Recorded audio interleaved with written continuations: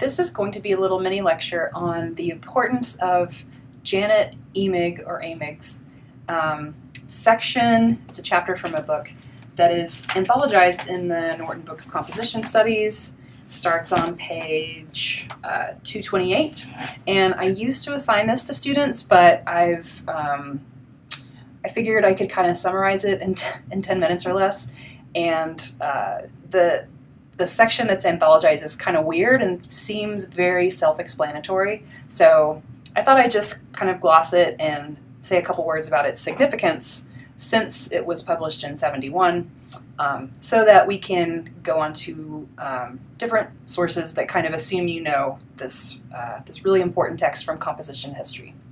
So the key 3 words to remember in for this text, the composing process of 12th graders, and anything involving the writing process movement or writing research since the 1960s, is process versus product, or product versus process.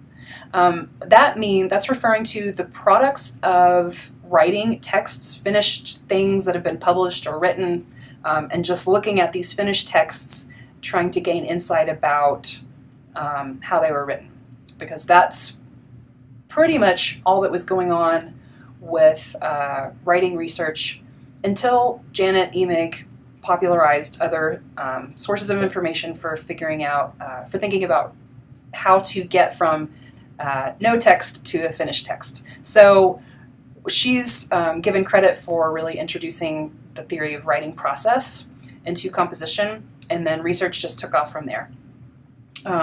It's not that simple of a narrative as Pullman says in his article, but so the book that her section that I'm reviewing here is taken from is called The Composing Processes of 12th Graders. So it's research conducted on high school students, just asking them questions, not drawing their blood or anything. And particularly this section in the book gives the background for why she wanted to do this kind of study. So this is the review of the literature, the research literature, that serves as a preface to why she conducted the studies the way she did. So the book was published in 1971. If you are interested in this kind of original research from composition from the early days, there's a really important article by Flower and Hayes that is mentioned in the Pullman article also, and that starts on 467 of the Norton Book of Composition Studies.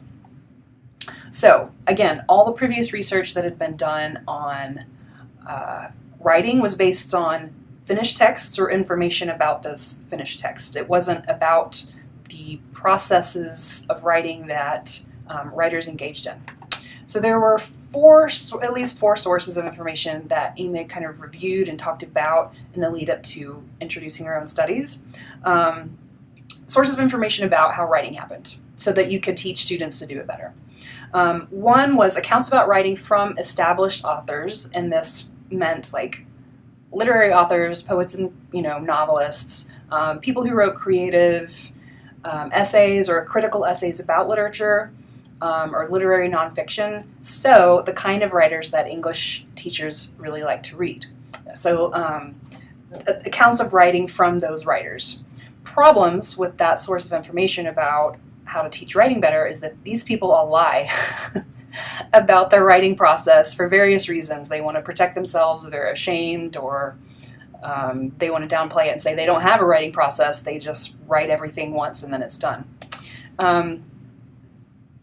So there are limitations to that source of evidence about how to teach people to be better writers.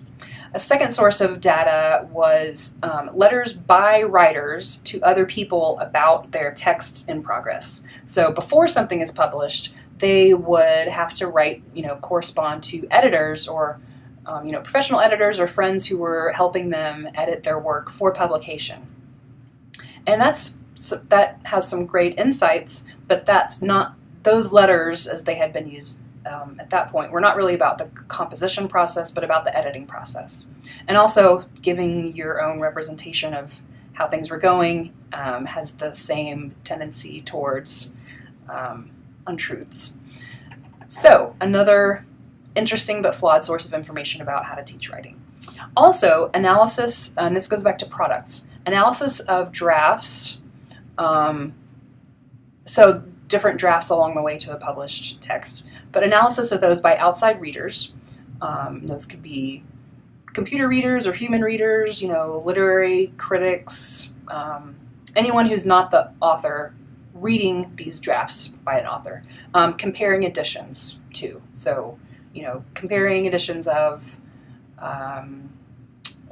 Leaves of Grass or something like that. Problems with this source of data for figuring out how to teach writing better. She says that at that point, these comparisons of drafts had not tried to reverse engineer that process in order to teach people better how to do it. It was just kind of a description of these written texts. Lastly, a source of information potentially about how to teach writing better would be rhetoric and composition textbooks or handbooks. There are a lot of limitations to that. Her main objection at that point in the mid-60s, early 70s, was that there's no place for a writer's personality in these guides. Psychology was, doing research on how people thought, respecting the identity of the individual writer, their individuality, was really beginning to be valued at that point. And she said, you can't really see this in these textbooks. So she determined that better research was needed to figure out how to teach students, particularly high school students, to write better. So she gives a brief outline of 2 studies she conducted when she was doing research to counteract these flawed examples of writing advice. So they're both from 1964. One was she sent questionnaires to professional writers asking about whether they used outlines when they were writing, because that was a big thing and sometimes still is a big thing. Like, good writers use outlines before they draft it. If you want to write well, you have to outline first, because that's what good writers do. So she asked these people, these professional writers, she said they definitely didn't all outline, and there was a great diversity to their planning practices.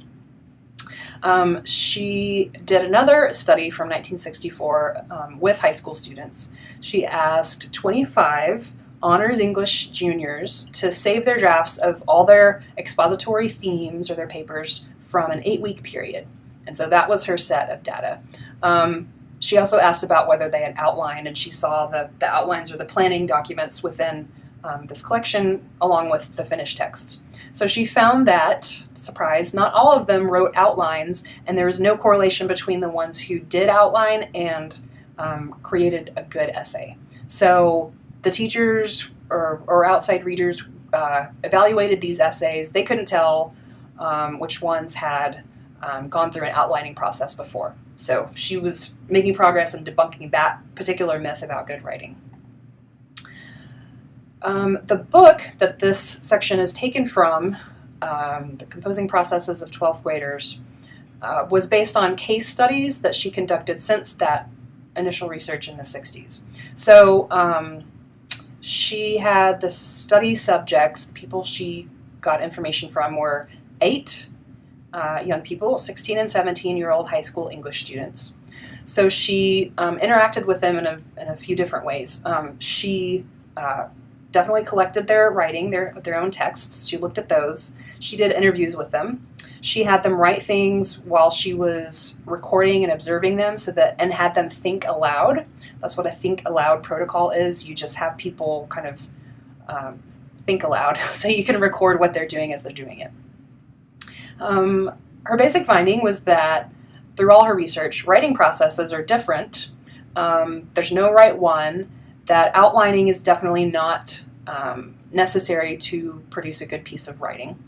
What was groundbreaking about her work is that she used these empirical kind of scientific or social scientific methods to research how people wrote in order to teach people better how to write. You've read histories of the composition field up until the mid-20th century, and there was no real research going on. It wasn't regarded as a research field, and people hadn't figured out yet that you should ask people how they write and make observations of how they write and be open to different, processes and what that looks like. And that would be a valuable source of information rather than just reading things that they had published or taking their word for how they wrote such genius compositions. So that's all to let you skip the Emig section in Norton Book of Composition Studies, but you really needed to know about it before you read a lot of the other accounts of different theories in this class. So you're welcome, and good luck on your other readings.